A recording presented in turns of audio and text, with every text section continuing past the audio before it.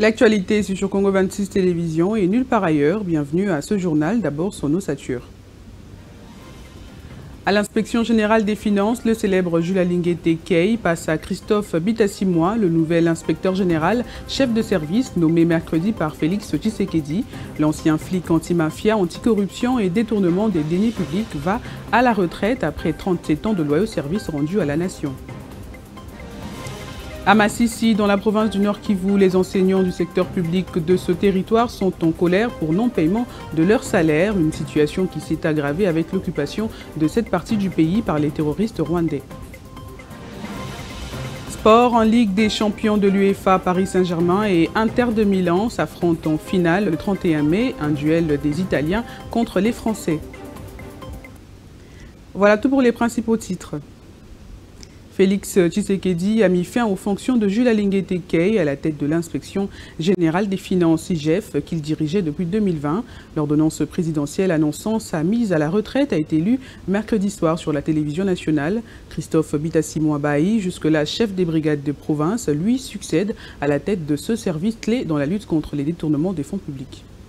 Le président de la République démocratique du Congo, Félix Antoine Tshisekedi Tshilombo, a signé une ordonnance en date du 7 mai 2025 mettant fin aux fonctions de Jules Alinguete Kei à la tête de l'inspection générale de finances, une décision qui marque la fin d'un mandat de 4 ans à la tête de cet organisme clé dans la lutte contre la corruption et la gestion des finances publiques en RDC. Nommé en 2020 à la tête de l'IGF, Jules Alinguete Kei avait été chargé de redorer l'image de l'institution et de renforcer son rôle dans la régulation des finances publiques. Sous sa direction, l'IGF a été l'avant-garde des enquêtes financières sur plusieurs dossiers sensibles, dont la gestion des fonds publics alloués aux infrastructures, aux entreprises publiques et à l'exécution de budgets sectoriels. Ces actions en soulèvent et été perçue comme une volonté ferme de lutte contre la mauvaise gestion et la corruption au sein de l'administration publique. Dans l'ensemble, ces décisions de mise à la retraite de Jules Alinguete Kei soulèvent des interrogations, mais aussi des espoirs pour la suite de la gestion des finances publiques sous l'ère Tshisekedi. Les observateurs s'attendent à ce que la nouvelle direction poursuive la réforme de l'IGF tout en restant fidèle à la mission première de l'institution, garantir une gestion saine, transparente et responsable de fonds publics.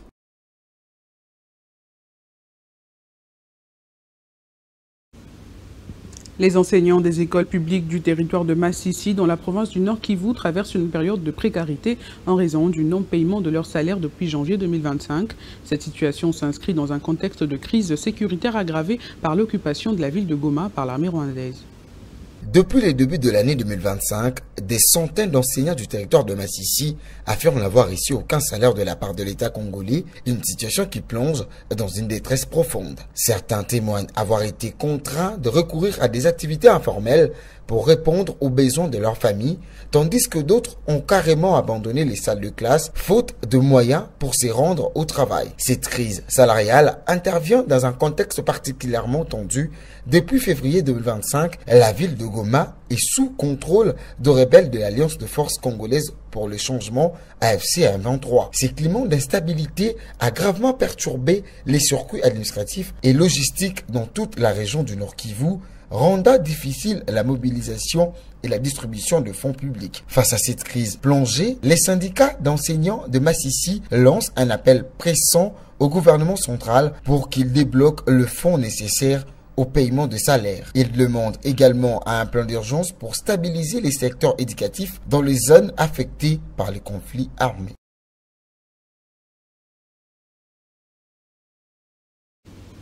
Saint-Dominique, la capitale de la République dominicaine, a abrité du 4 au 6 mai 2025 les travaux du Congrès mondial du droit. La Cour constitutionnelle de la RDC a été représentée à ces assises de haut niveau par Dieudonné Kamuleta, le président de cette haute juridiction. Détail dans ce récit.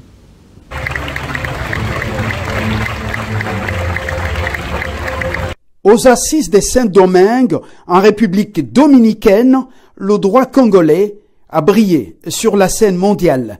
Du 4 au 6 mai 2025, le président de la Cour constitutionnelle, Dieudonné Kamuleta, a représenté son pays au prestigieux Congrès mondial de droit, un rendez-vous international de haut niveau réunissant plus de 1000 juristes venus des 60 pays du monde. Mais plus qu'une simple présence, c'est une véritable percée diplomatique que signe Dieudonné Kamuleta, à la tête du panel numéro 10, consacré au rôle des cours constitutionnelles en période de péril démocratique. Il s'est imposé comme une voix forte appelant à la protection de l'indépendance judiciaire et à la sécurité des magistrats, citant l'exemple de la RDC comme modèle.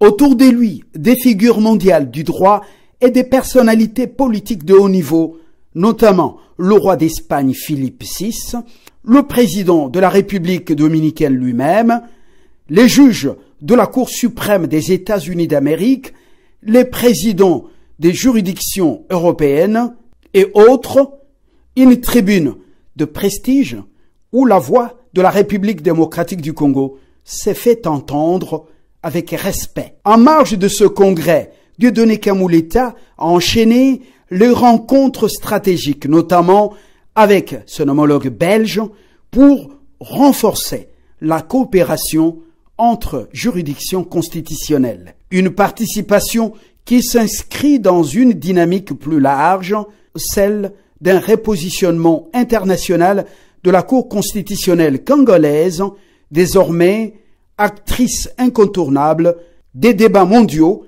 sur l'état des droits. Kamuleta Badibanga, artisan de cette diplomatie judiciaire, redonne à la justice constitutionnelle congolaise son rayonnement et affirme la RDC comme un acteur respecté sur la scène internationale.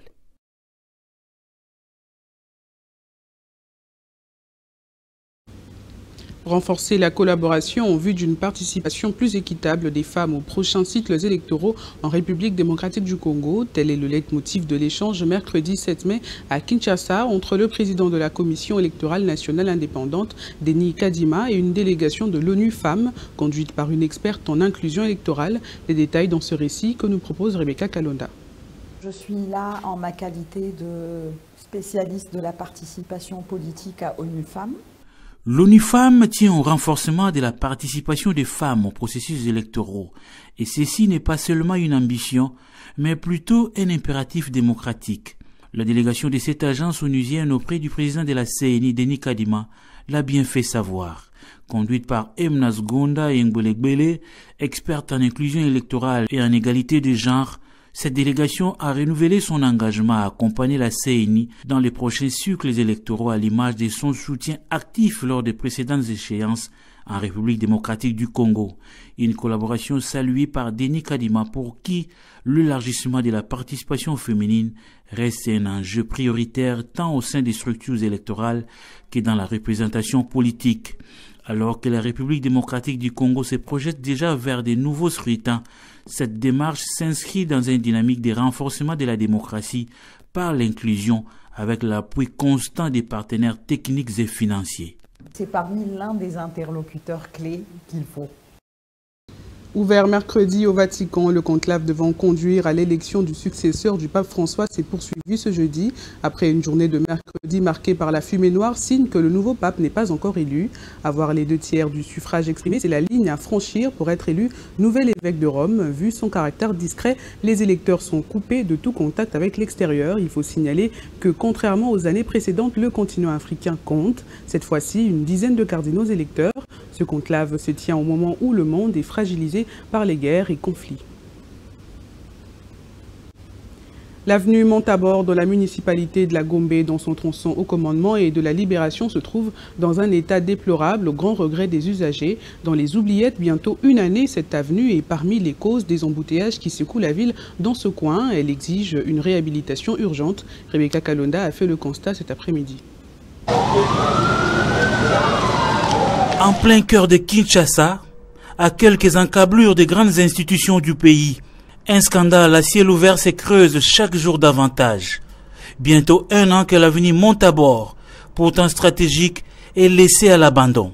Cette voie secondaire qui relie l'avenue du Haut Commandement à celle de la Libération ex-24 novembre est devenu un véritable cauchemar pour les usagers. Ici, plus rien ne roule normalement. Le décor est digne d'un film post-apocalyptique. Nid de poules béants, stagnation d'eaux usées et une file indienne interminable d'usagers contraints de se frayer un chemin au péril de leurs engins et de leur patience. Entouré pourtant d'institutions publiques et privées, Montabor semble avoir été rayé des priorités. Pourtant, cette artère est un poumon secondaire pour la circulation au centre d'affaires à la Gombe. Une seule question caresse les esprits. Jusqu'à quand faudra-t-il entendre pour voir cette route faire l'objet d'une véritable réhabilitation? Le cri des usagers est clair. Il est temps que les autorités tant nationales que provinciales sortent Montabor de l'oubli. Un oubli qui pèse lourd sur les routes, les nerfs et surtout sur la dignité des citoyens.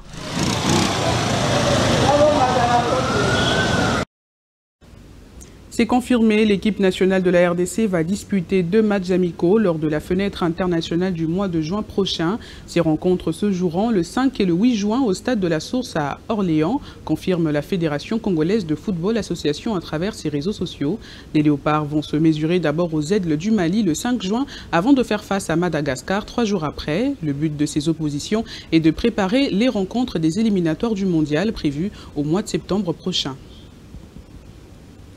En Ligue des champions de l'UEFA, le PSG, qui a éliminé Arsenal grâce à 2 victoires à l'aller et au retour, sera opposé à l'Inter Milan en finale après le match légendaire offert par l'Inter Milan et le FC Barcelone mardi soir 4-3 en demi-finale retour de la Ligue des champions. Les Italiens attendaient leur adversaire pour la finale de C1. C'est finalement le Paris Saint-Germain qui va se dresser devant eux après un succès difficilement acquis mercredi au Parc des Princes 2-1.